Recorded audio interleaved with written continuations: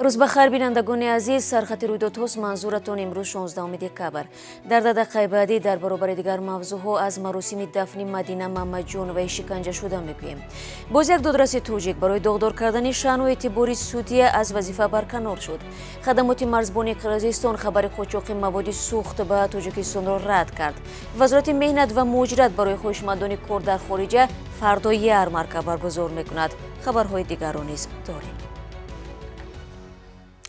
هواشناسان هشدار می‌دهند که در چند روز آینده ساکنان تاجیکستان را هوای نامساعد انتظار است. طبق پیشگویی‌ها روزهای 17 و 18 دکبر در ناحیه‌های کوهستان و عقبه‌ها تمن می‌فراید.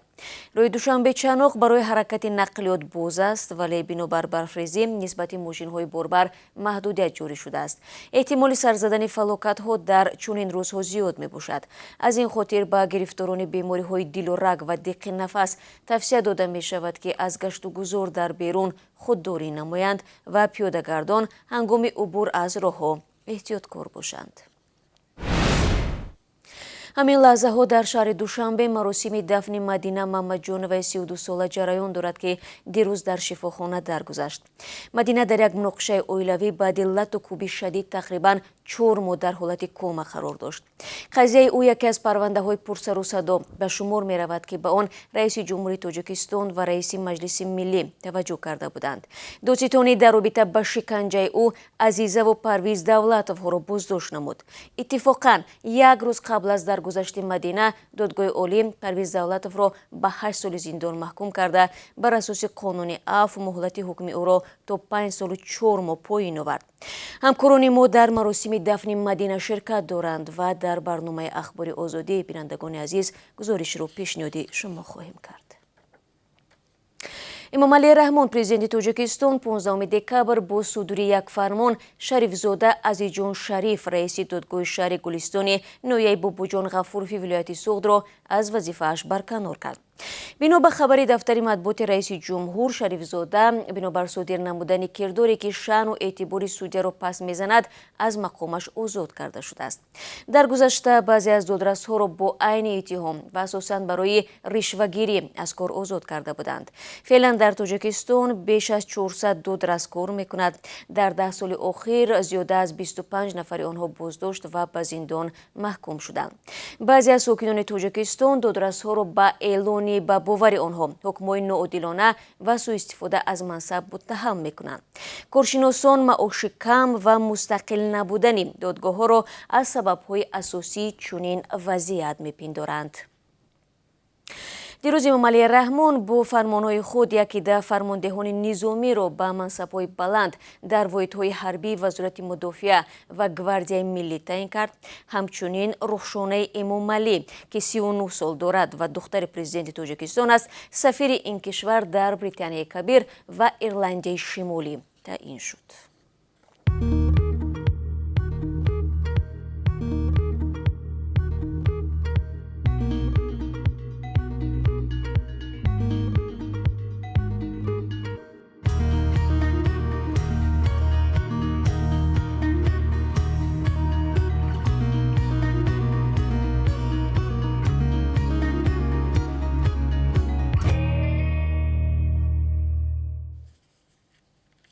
شما سرخطی رویدادها را تماشا دارید. امروز رهبران کشورهای عضو اتحادیه اروپا برای ارزیابی مسائل مربوط به بلاروس، کووید 19، انرژتیکا و تشنج در مرز اوکراین و روسیه در شهر بروسل جمع میشوند. نگرانی زیاد است که تجمع نیروهای روسیه در مرز امکان دارد به تجاوز به خاک اوکراین تبدیل یابد. رهبران اتحادیه اروپا از روسیه خواستند که نیروهایش را از مرز دور نموده نزاع 7 ساله در شرق اوکراین را از روی مکالمه دیپلماتی حل و فصل کند. در حال حمله به اوکراین اتحادیه اروپا تهدید کرده است که همراه با آمریکا و بریتانیا تحریم نوی شدیدتری در مقابل روسیه جاری خواهد کرد. روسیه این نگرانی ها را به اساس نامیده میگوید نقشه ندارد به اوکراین حمله نماید. مسکو یک عده تقاضاها را مطرح کرده است که به عضویت احتمالی اوکراین در پیمان ناتو و فعالیت‌های ائتلاف کشورهای غربی در مرزهای شرقی روسیه ارتباط می‌گیرد. амволи пойгоҳи низомии 201 Русия дар шаҳри Кулоб расман ба истифодаи ҳукумати Тоҷикистон дода мешавад. Русия 6 сол пеш пойгоҳашро аз ин шаҳр берун карда буд, вале тоза мавзӯи ба ҳукумати Тоҷикистон додани таҷҳизоти ин пойгоҳ баррасӣ мешавад. вакилони маҷлиси намояндагони кишвар дирӯз аз протокол байни ҳукумати Тоҷикистону Русия ҷонибдорӣ карданд, ки он супоридани молу мулки ғайримаъқули воҳидҳои ҳарбии ин пойгоҳ аз ҷумла хобгоҳҳои афсарону сарбозон, хонаҳои истиқоматӣ, амборҳои нигаҳдории маводҳои ақибгоҳӣ, нуқтаи тиббӣ, зеристгоҳи барқӣ, қитъаҳои замин ва дигар инфрасохтори дахлдори ҳарбиро дар назар дорад. Русия соли 2015 пойгоҳашро аз Кулоб берун кард. сокинон пайваста шикоят мекарданд, ки пойгоҳ дар маркази шаҳр қарор дорад ва тирпаронии сарбозону афсарони рус дар дохили он ба сокинон хатар дорад. билохира мақомоти Русия аз таҳдид ба амал гузаштанд ва нисбати муҳоҷироне, ки дар ҷанҷолҳои гурӯҳӣ ширкат мекунанд, муҷозоти сахтро татбиқ карданд. тибқи омори нав, ҳудуди 400 муҳоҷир аз Осиёи марказиро барои 40 соли оянда аз ҳаққи вуруд ба қаламрави Русия маҳрум карданд. ба гуфтаи масъулони вазорати корҳои дохилии Русия, инҳо афроде мебошанд, ки дар ҷанҷолҳои гурӯҳӣ ширкат дошта ва ё дигар қонунгузориҳои ин кишварро вайрон намуданд. ба қавли манбаъ, ҳоло дар Москав 1 миллиону 33 ҳазор муҳоҷирон ба сар мебаранд, ки нисбати соли пеш 30% бештар аст. аз ин миён 82% онҳо шаҳрвандони кишварҳои ИДМ, асосан аз Тоҷикистон, Ӯзбекистон ва Қирғизистон мебошанд. соли ҷорӣ, баъди он ки занозаниҳои гурӯҳӣ миёни муҳоҷирон афзоиш ёфт, мақомоти рус пешниҳод намуда буданд, ки ширкатдорони чунин муноқишаҳо аз Русия ихроҷ ва роҳи онҳо ба ин кишвар барои як умрӣ баста шавад. мавзӯи муҳоҷиронро идома медиҳам. муҳоҷирони тоҷик дар 3 моҳаи сеюми соли 2021 интиқоли пул ба ватанро камтар карданд. бонки марказии Русия бо нашри омор мегӯяд, ки зодагони Тоҷикистон дар ин муддат 534 миллион доллар фиристоданд, ки 1.8% камтар будааст.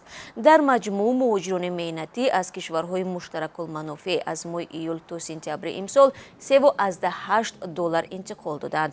тоҷикон дар сегонаи аввал ҷойгир шуданд. ва вазорати меҳнату муҳоҷирати Тоҷикистон хабар медиҳад, ки 17 декабр бахшида ба рӯзи байналмилалии муҳоҷир дар шаҳри Душанбе ярмаркаи ҷойҳои кории холӣ барои фаъолият дар давлатҳои хориҷиро баргузор мекунад. қарор аст дар ин ярмарка зиёда аз 50 ширкати дохиливу хориҷӣ ба шаҳрвандони Тоҷикистон кор пешниҳод намоянд. вазорат мегӯяд, хоҳишмандоне, ки мехоҳанд дар Русия, Қазоқистон, Олмон, Лаҳистон ва дигар кишварҳои хориҷа кор кунанд, ба ин ниҳод муроҷиат намоянд.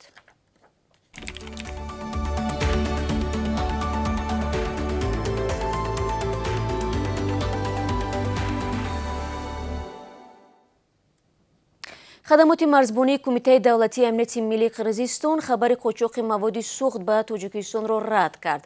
ба огаҳии хадамот, видеое, ки дар бораи қочоқи сӯзишворӣ ба Тоҷикистон 14 декабр дар шабакаҳои иҷтимоӣ нашр шудааст, ҳақиқат надорад ва хабарҳо дар ин бора низ беасос ҳастанд. манбаъ афзудааст, мошинҳои ҳомили маводи сӯхт, ки дар навор омадаанд, ба ширкати Қирғизнафтгаз тааллуқ дошта, аз вилояти Ботканд ба Ҷалолобод ҳаракат мекарданд. баъди муноқишаи марзӣ дар моҳи апрели имсол, Қирғизистон сарҳадаш бо Тоҷикистонро якҷониба баст. дар пай нархи сӯзишворӣ дар Тоҷикистон боло рафт. ширкатҳои воридкунандаи маводи сӯхт ин омилро ба баста будани марз бо Қирғизистон рабт доданд, зеро ба гуфтаи онҳо аз ин кишвар ҳаҷми зиёди маводи сӯзишворӣ тариқи қочоқ интиқол меёфт. ба сокини Душанбе, ки ҳафтаи гузашта 4 узви як оиларо бо мошинаш зер карда буд, то 15 соли зиндон таҳдид мекунад. Нуралӣ Ғафоров, ки 7 декабр дар ҳолати мастӣ пушти чамбари мошин нишаста буд, дар кӯчаи Фирдавсии пойтахт Ҷамшед Абдухолиқови 39 сола, ҳамсари 33 сола ва фарзандони 83 солаи ӯро пахш кард. падари хонавода як рӯз баъд дар беморхона ба ҳалокат расида, модар бо кӯдаконаш таҳти муоинаи табибон қарор доранд. вазъи саломатии онҳо мӯътадил арзёбӣ мешавад. аз ин пештар вазорати корҳои дохилӣ аз он нигаронӣ карда буд ки ронандагон дар ҳолати сархушӣ мошин меронанд. аз ҷумла таъкид шуд ки дар давоми 11 моҳи имсол танҳо дар душанбе 358 чунин маврид сабт шудааст.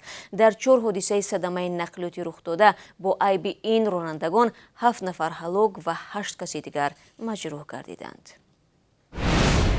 бинандагони азиз, ҳоло бароятон дар бораи қурби расмии асъори хориҷӣ дар Тоҷикистон маълумот медиҳам. имрӯз 16 декабр $1 11 сомониву 29 дирам ва 1 евро 12 сомониву 73 дирам таъин шудааст. қурби 1000 рубли русӣ ба 152 сомониву 80 дирам баробар мебошад ки нисбати дирӯз камтар аст. дӯстони хубам, расидем ба поёни барномаи сархати рӯйдодҳо. миннатдорам ки пайваста бо мо ҳастед. дар пеш барномаи ахбори озодӣ дорем. хайру хушнам мекунам азизам.